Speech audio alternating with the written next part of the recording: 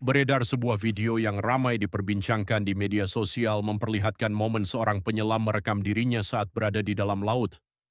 Dalam rekaman tersebut, seekor hiu tampak berenang sangat dekat di belakang penyelam hingga menarik perhatian banyak warganet. Yang membuat video ini semakin viral, hiu tersebut terlihat mengikuti arah kamera dan sesekali berada tepat di belakang sang penyelam, sehingga menciptakan kesan seolah-olah ikut berfoto bersama.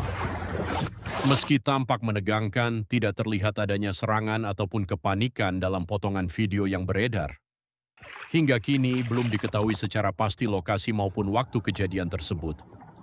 Selain itu, belum ada verifikasi independen yang dapat memastikan keaslian maupun kronologi lengkap dari rekaman tersebut.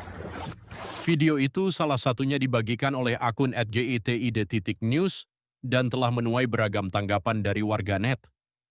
Sebagian mengaku takjub dengan kedekatan penyelam dan hiu, sementara yang lain menilai aksi tersebut sangat berisiko jika benar terjadi.